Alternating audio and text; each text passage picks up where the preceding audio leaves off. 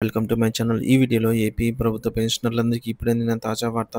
దీనికి సంబంధించిన పూర్తి వివరాలైతే వీడియోలో తెలుసుకుందాము. వీడియోని ఎక్కడ గానీ స్కిప్ చేయకుండా ఎండ్ వరకు చూసేయండి. అప్పుడే ఇన్ఫర్మేషన్ పూర్తిగా అర్థమవుతుంది. అలాగే వీడియో చూస్తున్న ప్రతి ఒక్కరు వీడియోకి లైక్ చేయండి ఫ్రెండ్స్. వీడియోని తోటి పెన్షనర్ మిత్రులతో అయితే షేర్ చేయండి. కొత్తగా చూస్తున్నవారు ఇంకెవరైనా మన ఛానల్ని సబ్స్క్రైబ్ చేసుకోకుంటే వెంటనే మన ఛానల్ని సబ్స్క్రైబ్ చేసుకోండి. దీని ద్వారా నేను చేసే లేటెస్ట్ వీడియోస్ అన్నీ మీ వరకు రీచ్ అవుతాయి. ఇంకా ఆలస్యం చేయకుండా వివరాల్లోకి అయితే వెళ్ళిపోదాము.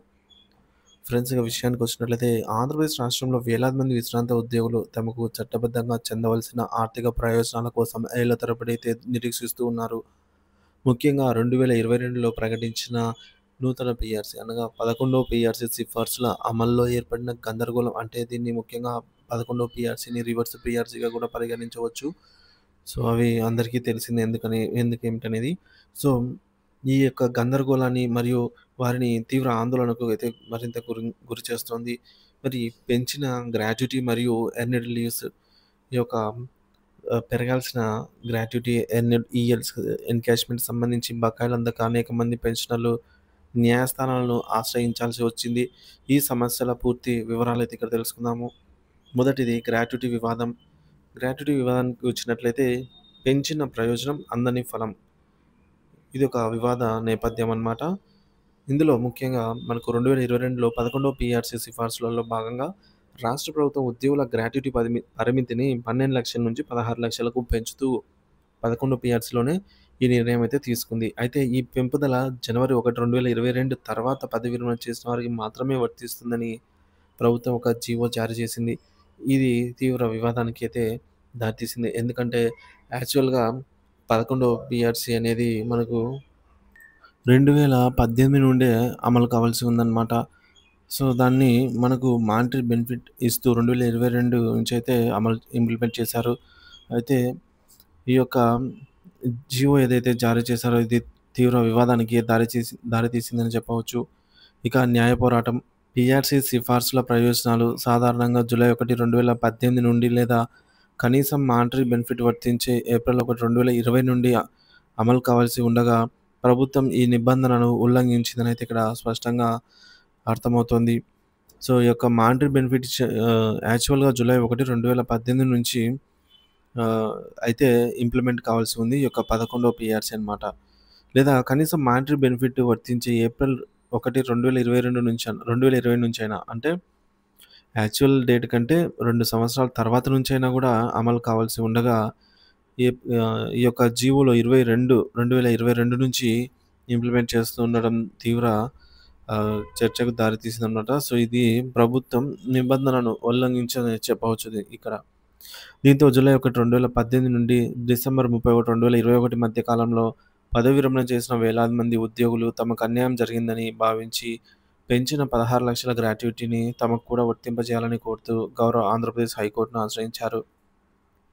ప్రస్తుత పరిస్థితి. ప్రభుత్వ ఉదాసీనత. గత ప్రభుత్వ హయాంలోనే కోర్టులో దీని గురించి వాదనలు జరిగాయి. అయితే ప్రభుత్వం ఈ కేసులో తన వైఖరిని స్పష్టం చేస్తూ ఒక అఫిడవిట్ దాఖలు చేయాల్సి ఉండగా నేటికి కూడా ప్రభుత్వం అయితే ఈ అఫిడవిట్ దాఖలు చేయలేదు. ఈ ప్రక్రియ అనేది పూర్తి కాలేదు, నిలిచిపోయిందనమాట. ఇకపోతే సంఘాల ప్రయత్నాలు. కేసు త్వరగా హియరింగ్ అనగా విచారణకు వచ్చేలాగా ప్రయత్నిస్తామని ఉద్యోగ పెన్షనర్ల సంఘాల నాయకులు హామీ ఇచ్చినా దాదాపు ఏడాది గడుస్తూ ఉన్నా ఎలాంటి పురోగతి లేదు. న్యాయ సూత్రం. సాధారణంగా పీఆర్సీ సిఫార్సుల అమలులో లాభ నష్టాలు ఆ కమిషన్ కాలపరిమితిలో ఉన్న అందరికీ వర్తిస్తాయి. కానీ గత ప్రభుత్వం ఈ సూత్రాన్ని విస్మరించింది. ఒక నిర్దిష్ట తేదీ తర్వాత రిటైర్ అయిన వారికే ప్రయోజనం చేకూర్చేలాగా జీవో ఇవ్వడంపై తీవ్ర విమర్శలు వెల్లువెత్తుతున్నాయి.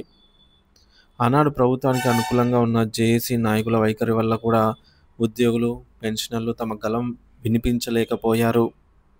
మరి భవిష్యత్ కార్యాచరణ ఏంటి అని చూసుకున్నట్లయితే కోర్టులో తీర్పు తమకు అనుకూలంగా వస్తుందని పెన్షనర్లు ఆశాభావంతో ఉన్నారు. అయితే ముందుగా రాష్ట్ర ప్రభుత్వం అఫిడవిట్ దాఖలు చేసి విచారణ ప్రక్రియ ముందుకు సాగాల్సి ఉంది. ఇది ఎప్పటికీ పూర్తవుతుందని చెప్పలేము. ఇటువంటి పరిస్థితి నెలకొంది. సో కోర్టే ఈ యొక్క విచారణకు సంబంధించి ఒక నిర్దిష్ట గడువును విధించి తన పరిధిలో, కోర్టు పరిధిలో ఉన్నటువంటి ఈ యొక్క అంశాన్ని ఆహ్, న్యాయ న్యాయ వ్యవస్థని మానవతా దృక్పథంతో ఆలోచించి నిర్ణయం అయితే తీసుకోవాల్సి ఉంది. సో, యాక్చువల్‌గా న్యాయంగా అయితే చూసుకోవచ్చు ఫ్రెండ్స్. ఇక్కడ మనకు ఆహ్, పీఆర్సీ అనేది 11 పీఆర్సీ 2018 నుంచి ఇంప్లిమెంట్ కావాల్సి ఉంది. కానీ 2020 నుంచి మానిటరీ బెనిఫిట్ అయితే ఇచ్చారు. సో, 2022 నుంచి జీతాల్లో అమలైందనమాట.